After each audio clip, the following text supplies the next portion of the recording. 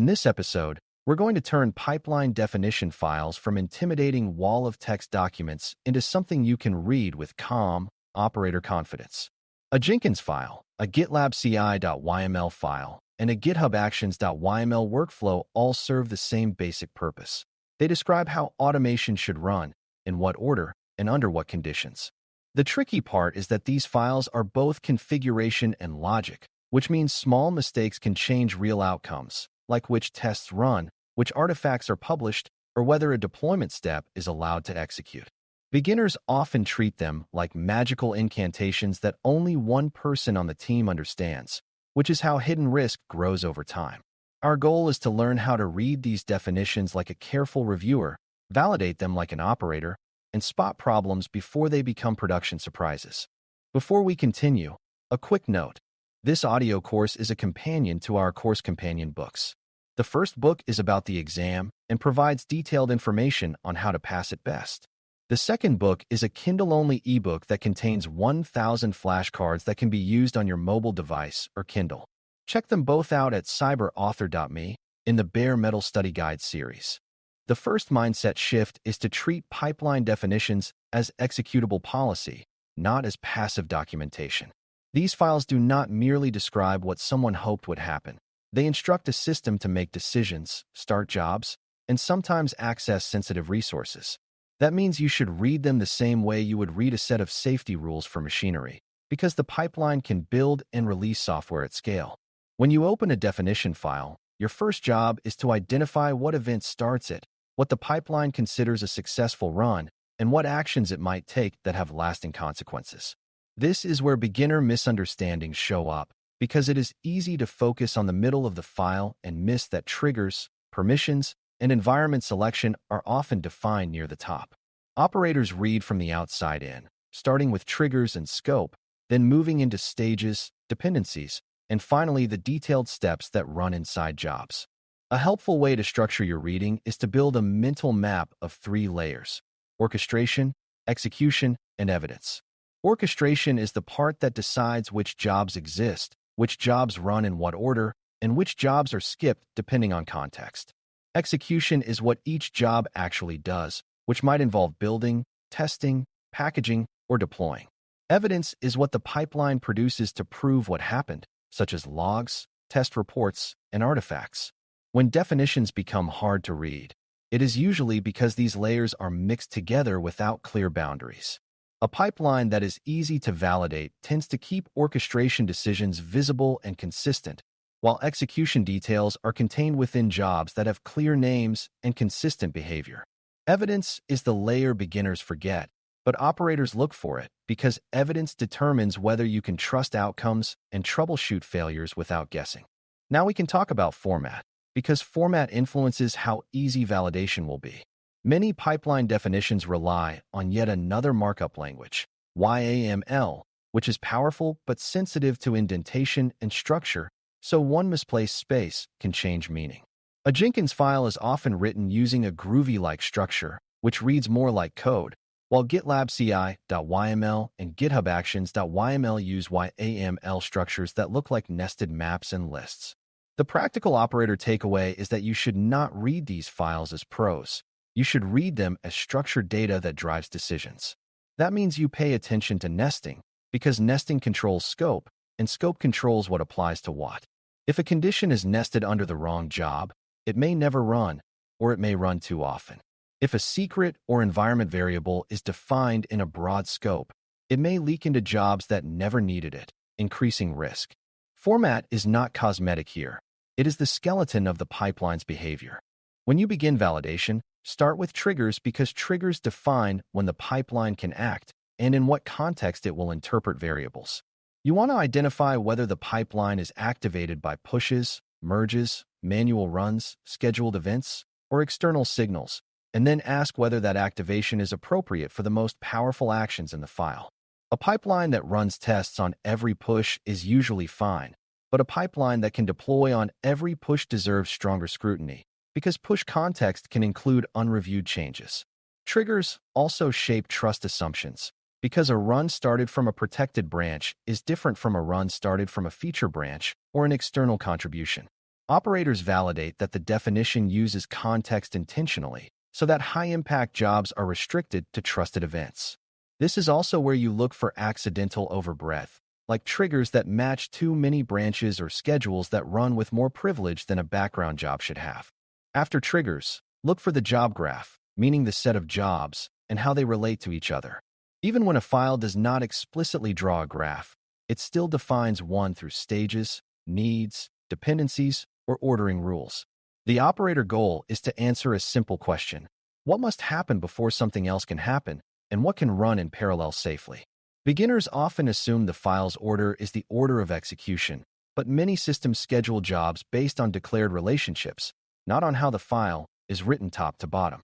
That is why validation requires you to identify gates, such as tests that must pass before packaging and packaging that must complete before publishing.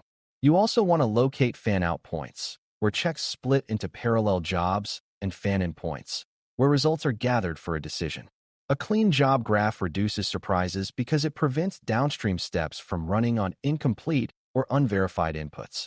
Once the job graph is clear, move into job-level validation by asking what each job needs in order to run correctly. A job typically requires inputs, like source code and configuration, and it produces outputs, like artifacts or reports. An operator reads job definitions looking for hidden dependencies, such as a job assuming a tool is installed, assuming network access exists, or assuming a previous job created a file. Hidden dependencies are where flakiness is born, because a job that sometimes finds what it needs and sometimes does not will fail unpredictably. You also validate where the job runs, because execution context affects reproducibility and security. If a job runs on a shared runner, it needs stronger isolation and clearer cleanup expectations than a job running in a dedicated environment. These concerns are not about memorizing syntax. They are about learning to see what the job is implicitly relying on so you can predict how it will behave when conditions change. A major part of reading these definitions is understanding how variables are set, overridden, and consumed, because variable mistakes cause some of the most confusing failures. Variables can come from the system, from the repository context, from secrets, or from the pipeline definition itself, and they often determine environment targeting, version selection, and permission scope. When you validate variables, you look for two risks: ambiguity and overreach. Ambiguity is when a variable could mean different things depending on trigger type, such as a branch variable being set differently in a manual run than in a push run. Overreach is when a variable is used to select a privileged target without strong validation, like using a branch name to select a production environment. Operators also check for shadowing, where the same variable name is set at different scopes, causing surprising behavior when a job picks up the wrong value. Clear, consistent variable handling makes pipelines predictable, and predictability is one of the best risk controls you can build. Secrets and permissions deserve special attention during validation because pipeline definitions often control how sensitive data is accessed and where it might flow. A beginner mistake is to think of secrets as just another variable, but secrets should behave differently. They should be scoped narrowly, masked in logs, and available only to jobs that truly need them. Operators look for jobs that can access secrets and then ask whether those jobs can be triggered from untrusted contexts. They also look for whether secrets might be exposed through overly verbose logging, debugging output, or accidental echoing of environment values. Permission scope is just as important because a pipeline identity that can publish artifacts or deploy software should not be automatically available to every job. When definitions are clean, privileged jobs are clearly separated, clearly gated, and clearly constrained. When definitions are messy, privileged access bleeds across jobs, and that increases blast radius if a job is compromised or mistriggered. Now we can talk about readability in a practical way, because readability is not about aesthetics, it is about reducing operational risk.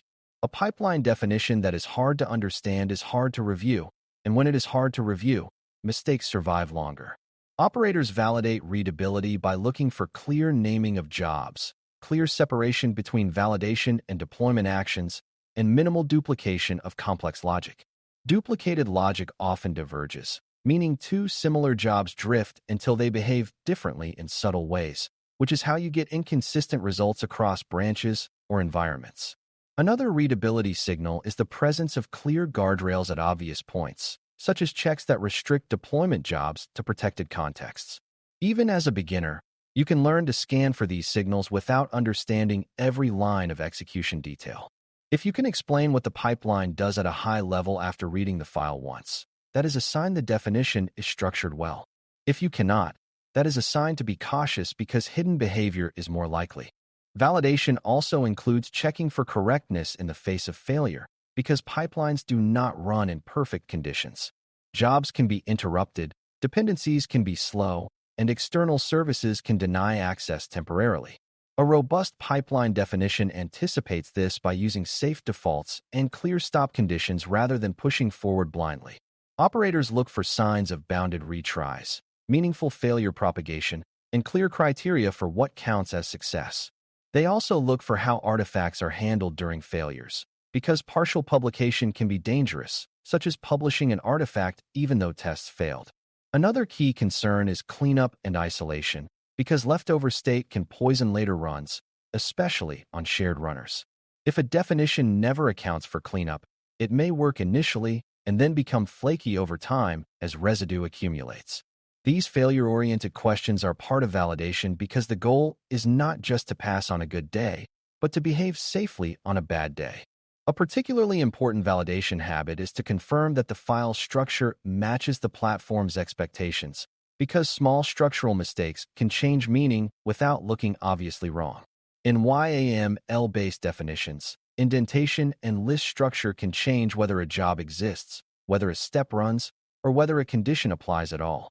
In Jenkins file-style definitions, braces and block structure can change scope in ways that are hard to see if formatting is inconsistent.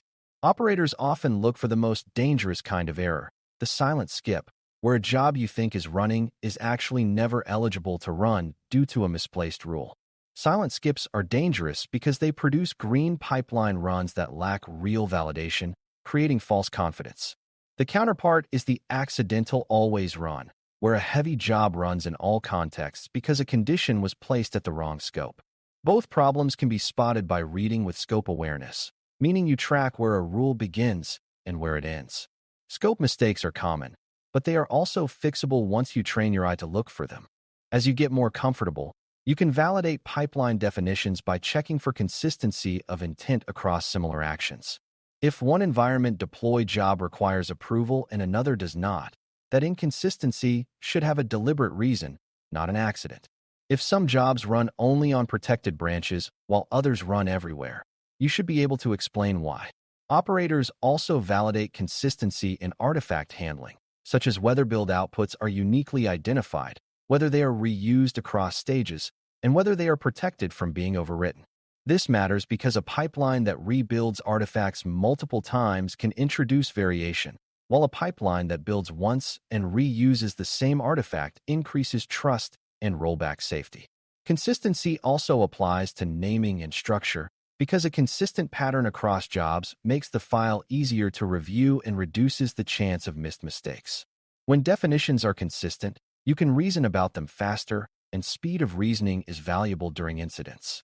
A consistent pipeline is not only easier to maintain, it is safer to operate. It is also useful to correct a common beginner misconception. That validation means proving the pipeline will never fail. In reality, validation is about proving that the pipeline fails clearly, fails safely, and produces evidence that supports diagnosis and recovery. A pipeline definition can be correct and still experience failures due to external outages or legitimate test failures, and that is fine as long as the behavior is predictable. Another misconception is that the pipeline file is too complex for newcomers to read, so they should not touch it, which creates knowledge bottlenecks and hidden risk. Operators want more people to be able to read and review pipeline definitions because review is a safety control. A third misconception is that these definitions are purely about speed, when they are actually about controlling how change enters systems. When you treat pipeline definitions as a controlled interface to powerful actions, you naturally validate triggers, scope, permissions, and evidence. That habit makes you effective even before you learn the deeper syntax details of any one platform. As you bring all of this together, a practical operator approach is to read the file in passes, each pass answering a different kind of question. First, what starts the workflow and what contexts are allowed, because that defines trust and scope.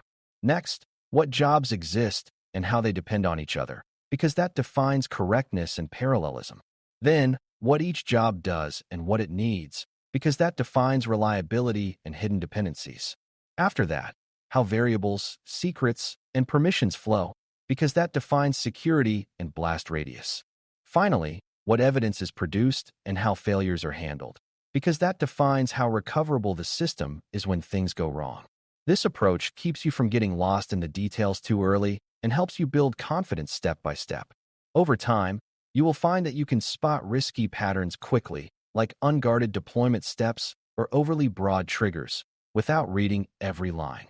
That is how operators read, and it is a skill you can practice deliberately. To close, reading and validating Jenkins file, GitLab CI.yml, and GitHub Actions.yml definitions is one of the most practical ways to gain control over automation outcomes, because these files define what the system will do when change arrives. The operator mindset is to treat them as executable policy and to validate them with structured questions about triggers, job graphs, scope, variables, secrets, and evidence. When you read with scope awareness, you catch silent skips and accidental always runs that create false confidence or wasted effort. When you validate variable and permission flow, you reduce the chance that untrusted context can trigger privileged actions. When you check for failure behavior and evidence, you ensure the pipeline is not only fast, but recoverable and diagnosable. The best outcome is a workflow that is easy to review, predictable to operate, and safe to run repeatedly under real-world conditions. If you can look at a pipeline definition and explain what can run, when it can run, and why it is safe, you have learned a core operational skill that will serve you across every automation platform you encounter. Thanks for listening. For more audio courses, daily newsletters, and more, please visit baremetalcyber.com.